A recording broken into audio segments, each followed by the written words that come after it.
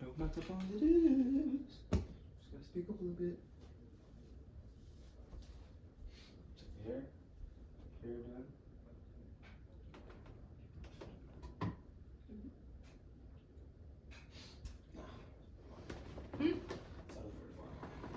No, you cannot have a bun on for the if you're on the camera. Why? No.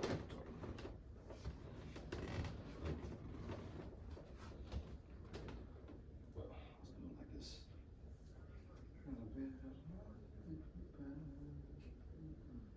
Just get in my face. Alright, good enough. So, could you please state your name? Is it already recording? Could you please state your name, occupation, and age? Where's my age from? I don't know, what's the third one? My name is Sarah Lauterbach. My occupation is a program consultant for a educational nonprofit and a health coach for Optavia. What is Optavia? Optavia is a health and weight loss system. What is your relationship to Jordan Partee? He's my son. Alright, let's get this started. What are the top 3 lessons you hope I never forget? Like, if you could write them down in a letter to me, what would it say? The top 3 lessons that I hope you never forget. One would be that I hope you always know that you are enough and that you have, as you're making decisions in life, that you have all of the knowledge and insight that you need in order to make the right decision, and that you can trust yourself. And also, I would want you to know that the importance of people, and I think you are really good at doing things on your own and figuring things out and creating plans and getting stuff done. And what I've learned is how important it is to have people, friends, especially, but family, and really be able to have people that you can be vulnerable with and go to for support and not feel like you have to do it all on your own. And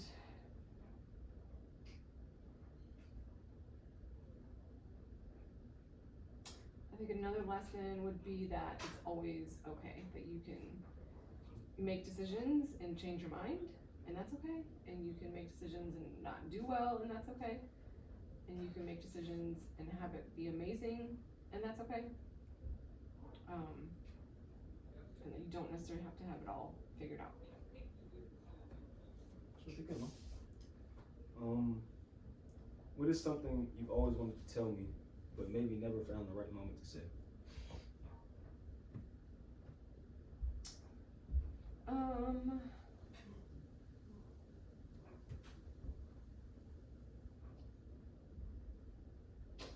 I feel like I've said a lot. I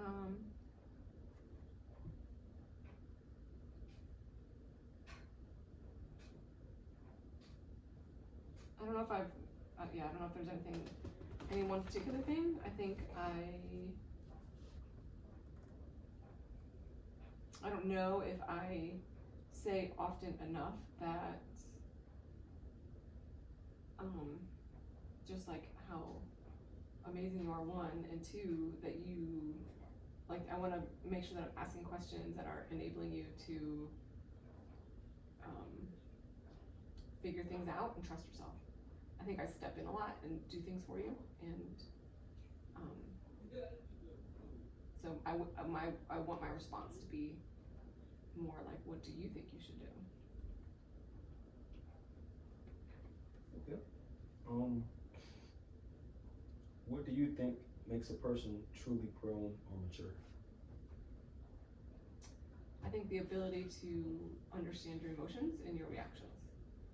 I think knowing, having a sense of who you are and some of our patterns that we all naturally have. Some of them are healthy, some of them are not.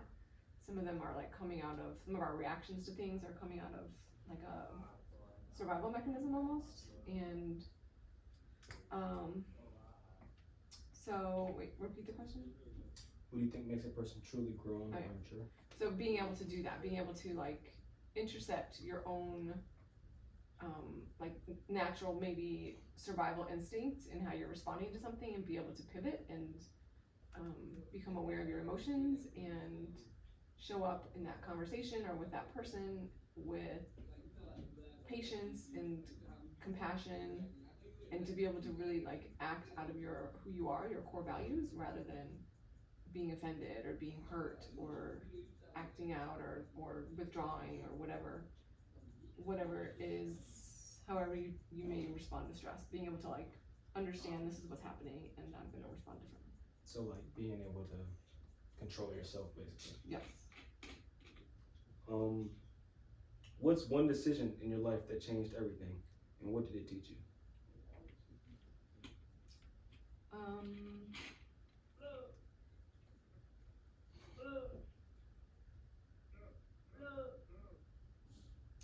I think, I don't know that it was a decision, but it was a decision. It was also like a necessity, but I think ending my second marriage was a decision that that required me to like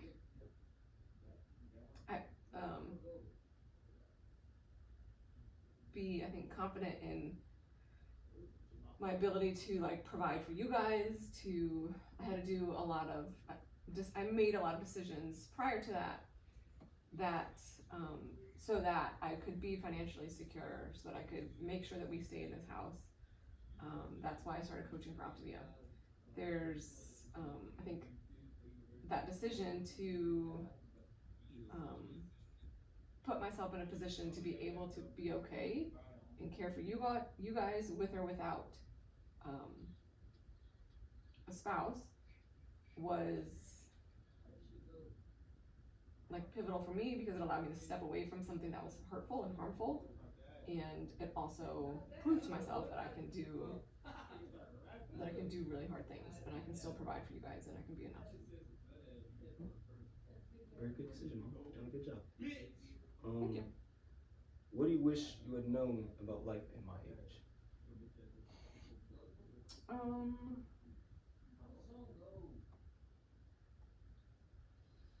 I wish I had known.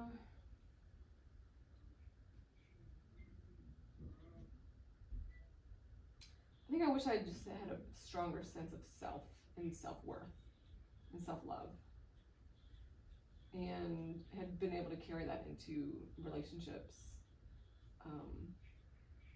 and had the ability to, like, the word discernment has been like a big one lately, and like the ability to make decisions that are right for you. So deciding who you allow to have access to you, what relationships you decide to engage in, what jobs you want to take, what decisions you make. Having that discernment is like making wise decisions, and making decisions even when it's hard, knowing that it's the best in the long term. So it all kind of comes back to learning to listen to yourself, and to do that you have to have a strong sense of your worth, and like, I know what I'm worth. I know that I'm okay even without a relationship. I know that I'm okay even if this job doesn't work out, and having like a strong sense of self. I wish I had understood that sooner. Good answer. What's one mistake you made that you hope I never have to learn the hard way? I hope you never have to get divorced. I already explained that, so I'm not gonna go into detail on that. What does success mean to you, and has that meaning changed over time?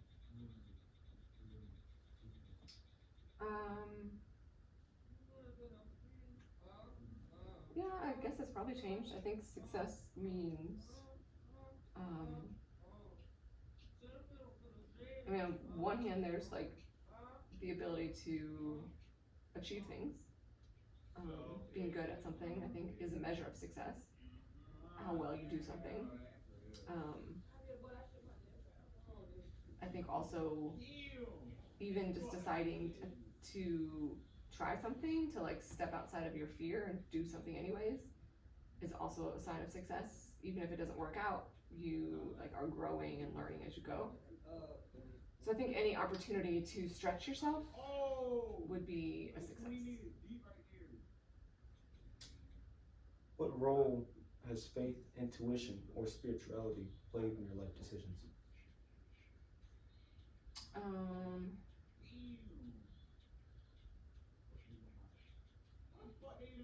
don't know.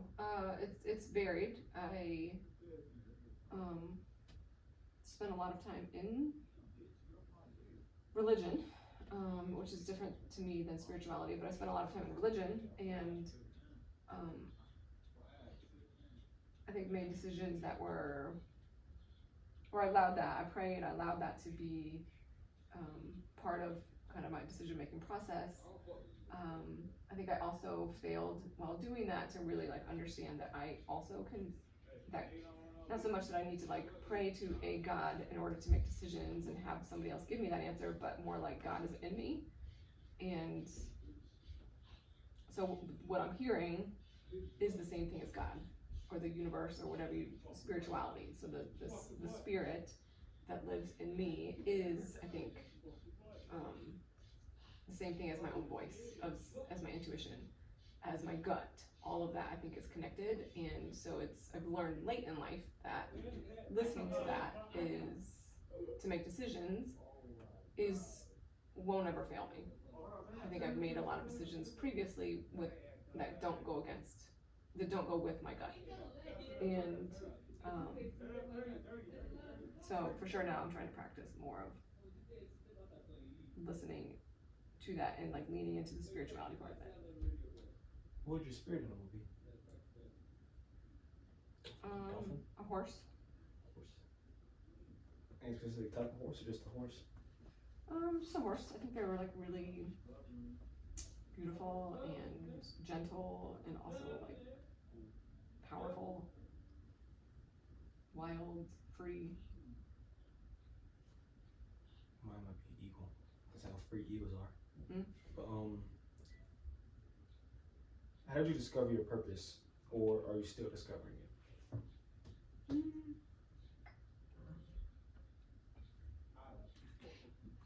think I'm still discovering it. I think I'm living it.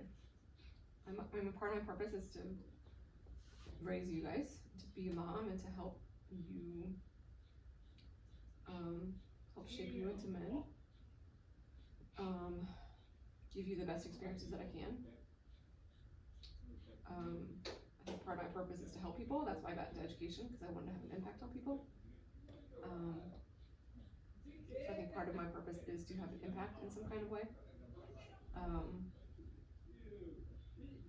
I think I have more belief now in the value of my story and sharing that with people and people responding to it. I think all of that now is my purpose, kind of being open and vulnerable and sharing like the nitty-gritty parts of life and parts of my story, and knowing that there's somebody out there that actually really does want to hear it. I don't know if they're into that. I don't know. You're right. You took a breather for a second.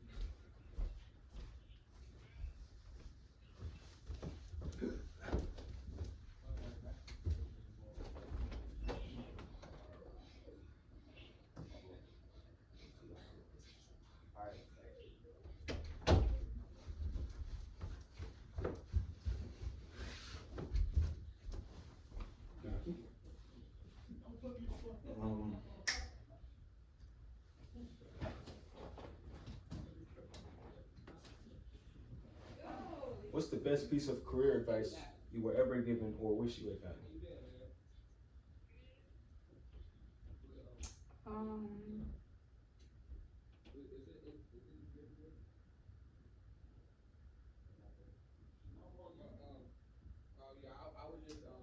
guess just pursue what makes you happy. Um,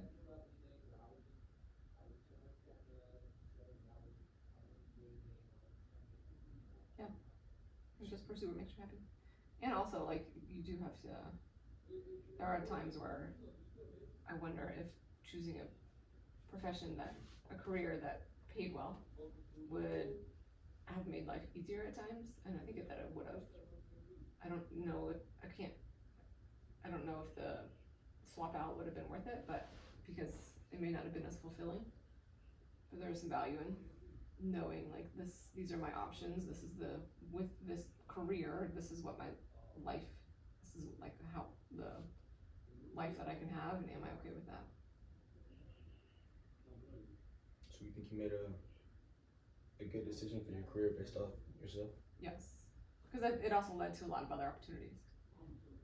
I've definitely done a lot more outside of the classroom than I ever thought I would. Have you ever felt stuck or lost in your career? And if so, what helped you get through it?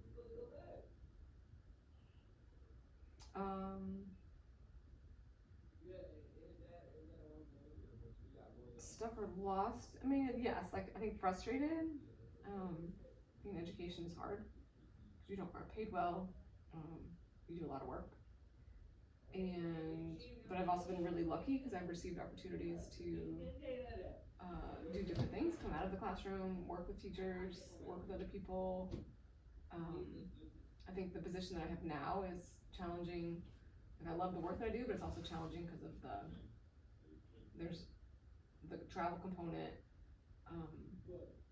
So I don't know that I feel stuck or lost, but I think each position I've had has challenged me in different ways for a season. I don't know that like the position I have now is where I want to be forever, but I think when I have felt frustrated or stuck, I don't know. I guess I've looked for other things, and just kind of become open to what else might be out there. And what's happened for me is typically something else has come along. Let's come on. Mm-hmm. So, what a time you ever felt stuck or lost? Maybe whenever you did question if that was the right job and if you should have went into something that paid higher or something like that. Think any of those would count as being stuck or lost? I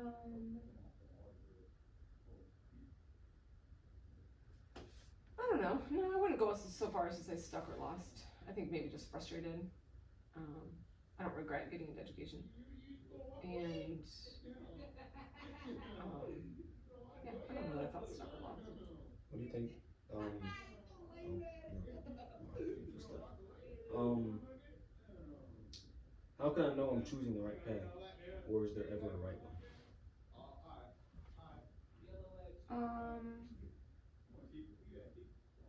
I think you choose a path that feels like it aligns with what your values are and work that feels meaningful.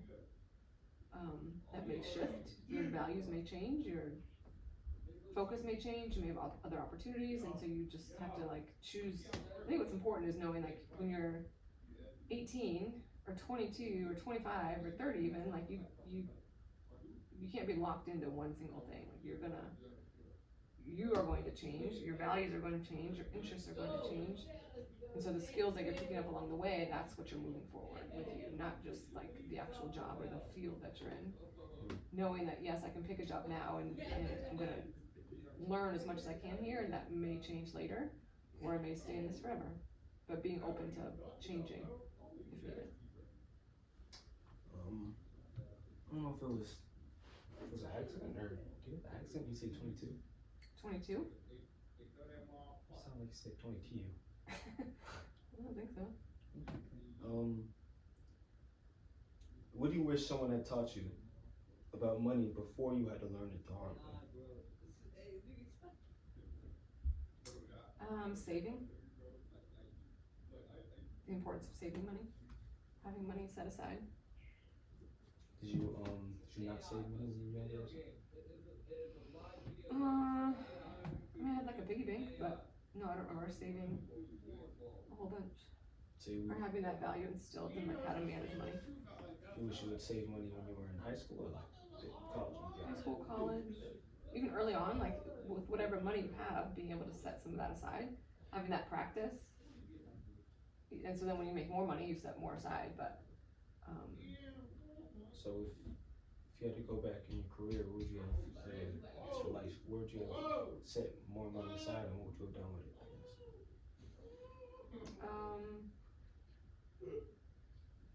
I mean, I guess I go back to my first adult job as a teacher, and even if it was like $10, like whatever it was, like just being able to save something for whenever I might need it. Because when you don't have anything saved, then it just makes life a lot more stressful. When things come up, and it like makes you get in a hole, and so then there's effects on mental health, and that stress that it creates in your body is not fun. If I want to build a strong foundation for financial freedom, what are the first 5 things I should learn or master? And yeah, I'm really up in here.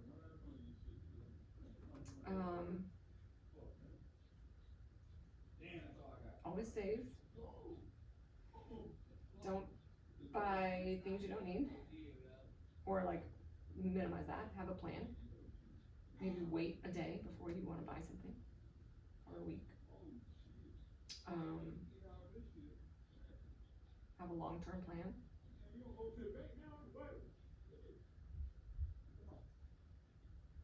And just know it's going to take a whole lot of work to have financial freedom. I don't know many people that do.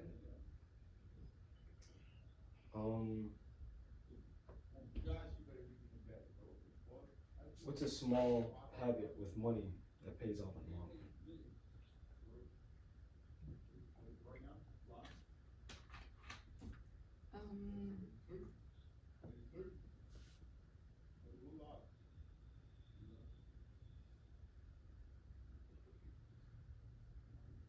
I don't know.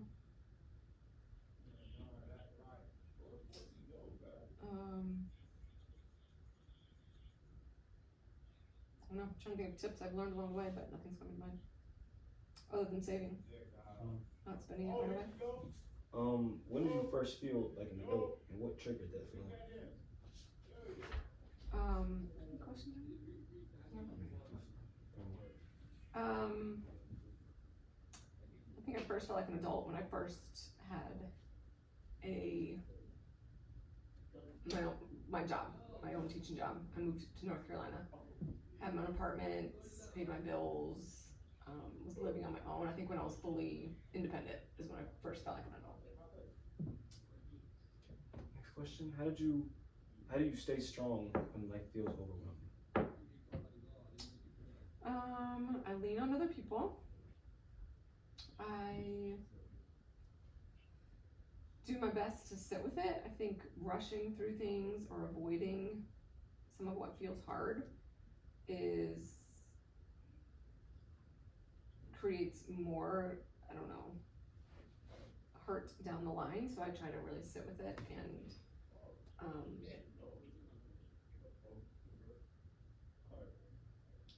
and just kind of, even if it's uncomfortable, just kind of sit in the discomfort of it.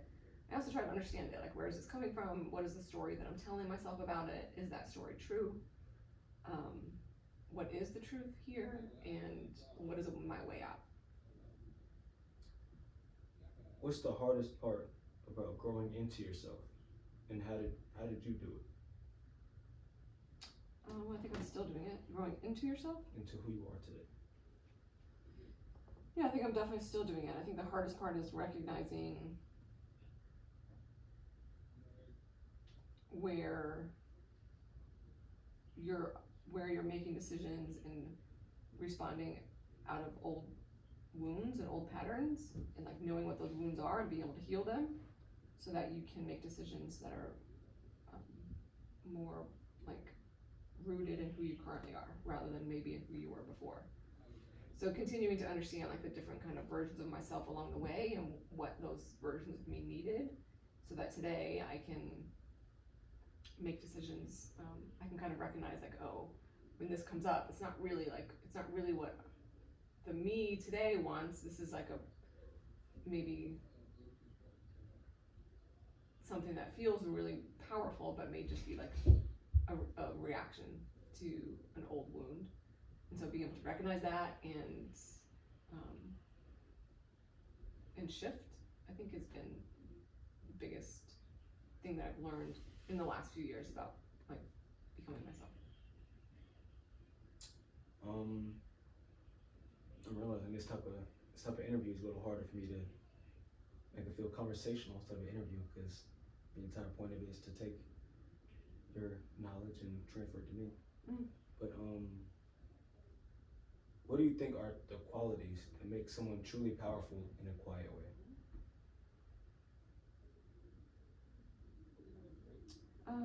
Being able to listen, having compassion,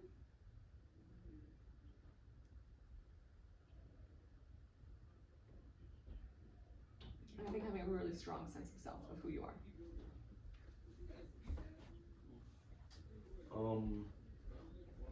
What advice do you have for when I feel lost, unsure, I feel like I'm falling behind in life?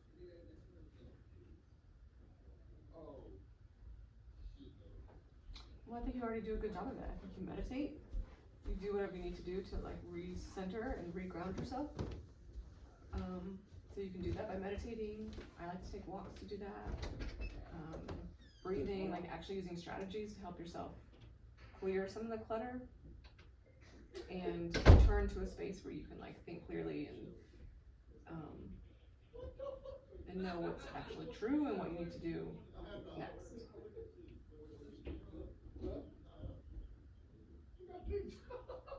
Hey! I think your mind can hear all of that.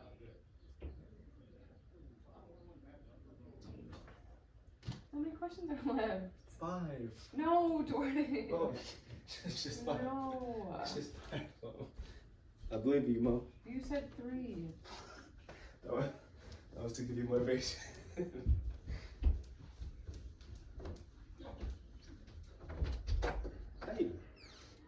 Put it down, bro. How you doing? No. It was super loud. I don't know who was screaming out. No, I know who was screaming. Who was being super loud just now. I was. No, how much you play?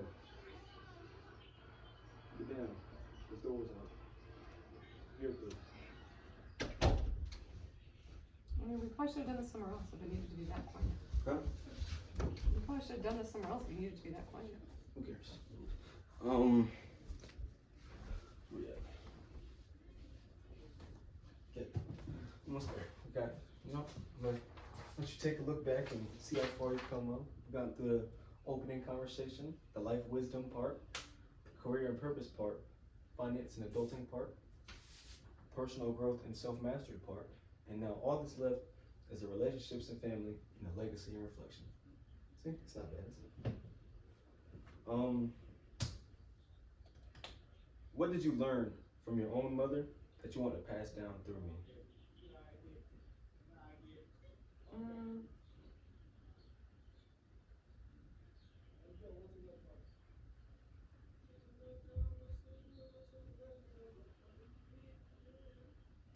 I think she like really instilled in us a sense of independence, which like just the idea that you can do anything.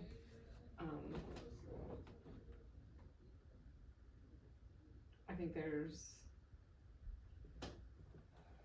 I think that would be like the piece that I would want to pass down.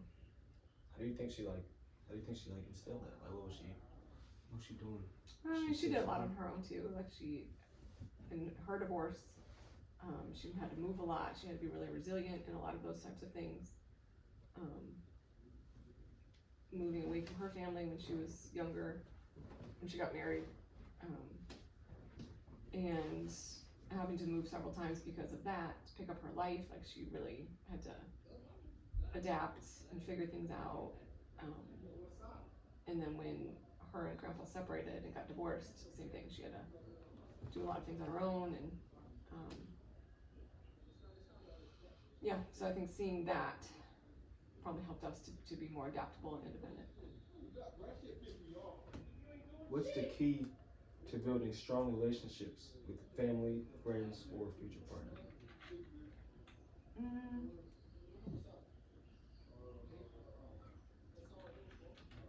well, I think I'm still learning about it, but I would say one is um, showing up in an authentic way, being yourself, being vulnerable, and time, like investing time in that, and um, being intentional about like cultivating relationships, making effort to invite people over or going out to meet people, doing things out of your comfort zone, opening up, starting conversations, being curious about other people's lives. I think all of that helps to, with family and friends, helps to establish connection and also um, create deep relationships. Um, what do you think, or what do you want me to remember about love, both giving it and receiving it?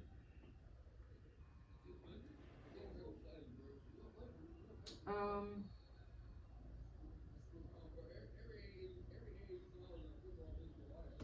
I don't know, that's a tough one because I am not like, don't feel like I'm an example to follow there. I think with giving love, um,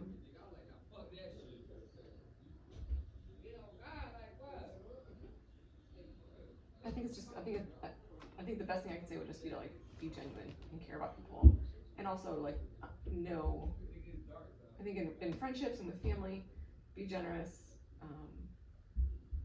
care about people, show them you care about them, show up when they need you, show up even when they don't need you. Um, and then also be wise about like who you're loving and how much energy you're putting into that. So that would be kind of the receiving too, is like allowing yourself to receive love, to receive support, to be cultivated in some way. Um, and also knowing like you're giving and receiving love to yourself is your first, is where we want to start, because then we have more to give to other people and we can make better decisions in who we allow access to ourselves. I think you learned a lot, Mom. I think I make you a pretty good example. But yeah, last section. What do you want to remember, or what do you want your legacy to be in our family and in the world and in you?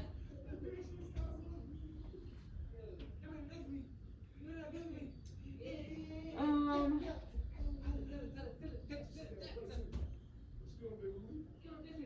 I think it would just be to be really genuine and be curious. Um,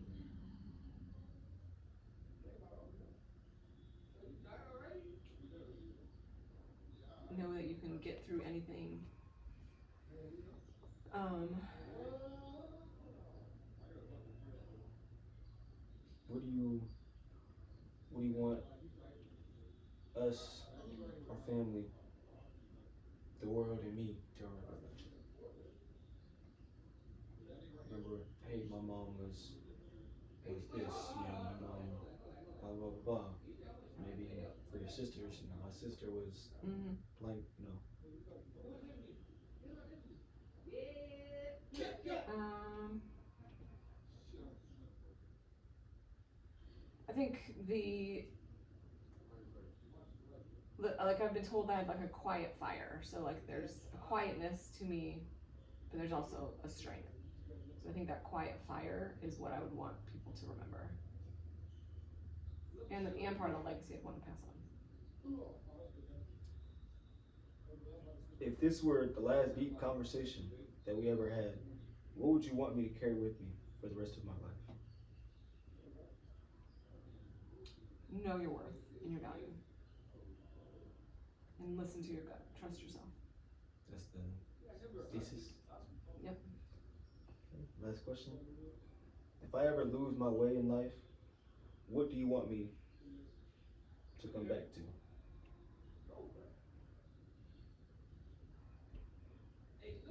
Um, I think similar to what I've said before, like come back to yourself. Know that you have the answers, that you will find the way. It may not show up in that moment, but the way will appear, and you can trust that, and also like lean on other people when you need to.